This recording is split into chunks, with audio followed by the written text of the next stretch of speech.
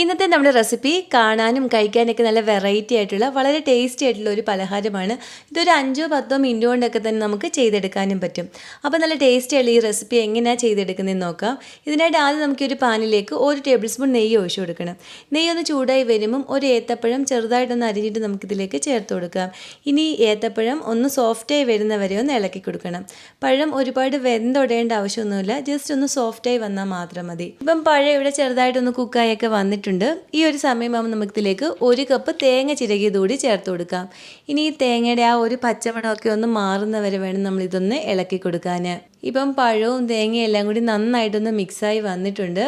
ഇനി നമുക്കിതിലേക്ക് മധുരത്തിന് ആവശ്യമായ പഞ്ചസാര ചേർത്ത് കൊടുക്കണം. ഞാനിപ്പോൾ ഒരു 1/4 കപ്പ് പഞ്ചസാര കൂടി ഇതിലേക്ക് ചേർത്ത് കൊടുക്കുന്നുണ്ട്. പഞ്ചസാരയ്ക്ക് പകരം നമുക്ക് ശർക്കര ചേർത്ത് കൊടുത്താലും മതി.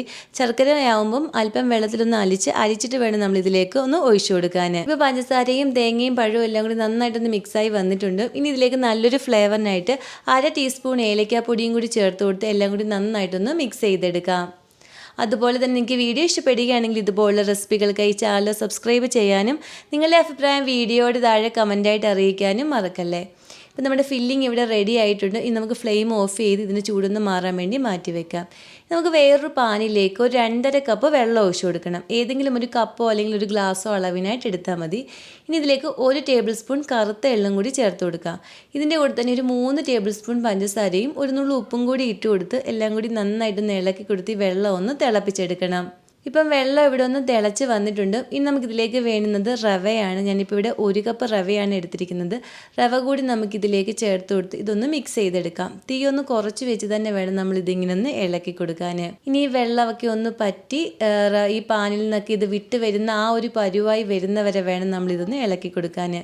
റവ ഇട്ട ഉടനെ തന്നെ നമ്മളിങ്ങനെ ഇളക്കി കൊടുക്കണം, അല്ലെങ്കിൽ ഇതിങ്ങനെ കട്ട പിടിക്കാനുള്ള ചാൻസ് ഉണ്ട്. അതുകൊണ്ട് ഇങ്ങനെ ഇളക്കി കൊടുത്ത് ഈ ഒരു മാവ് നല്ല സോഫ്റ്റായി വരുന്നവരെ ഒന്ന് ഇളക്കി കൊടുക്കണം. ഇപ്പോൾ ഇതിവിടെ കറക്റ്റ് പരുവായി വന്നിട്ടുണ്ട്. ഇനി നമുക്ക് ഫ്ലെയിം ഓഫ് ചെയ്ത് കൊടുക്കാം. ഇപ്പോൾ ഞാൻ ഇതുപോലെയുള്ള ചെറിയ ബൗളാണ് എടുത്തിരിക്കുന്നത്. അതിൽ നെയ്യൊന്നും തടവി എടുത്തിട്ടുണ്ടായിരുന്നു. ഇനി ഈ ബൗളിലേക്ക് നമുക്ക് നമ്മൾ തയ്യാറാക്കി വെച്ചിരിക്കുന്ന ഈ റവയുടെ മിക്സ് 1 ടേബിൾ സ്പൂൺ ആദ്യം ഇങ്ങനെ ഒന്ന് വെച്ച് കൊടുക്കാം. ഇങ്ങനെ ഒന്ന് വെച്ച് കൊടുത്ത ശേഷം നമുക്കിത് നന്നായിട്ട് ഇതൊന്ന് ഷേപ്പ് ആക്കി എടുക്കണം. ഈ സ്പൂൺ കൊണ്ട് ഇതുപോലെ ഒന്ന് പ്രസ് ചെയ്ത് കൊടുത്താൽ മതി. അപ്പോൾ നമുക്ക് നല്ലൊരു ഷേപ്പിൽ കിട്ടും. ഇനി ഇതിൻ്റെ സെൻറ്ററിലേക്ക് നമ്മളിവിടെ തയ്യാറാക്കി വെച്ചിരിക്കുന്ന ഈ പഴത്തിൻ്റെ ഫില്ലിങ് 1 ടേബിൾ സ്പൂൺ വെച്ച് കൊടുക്കണം.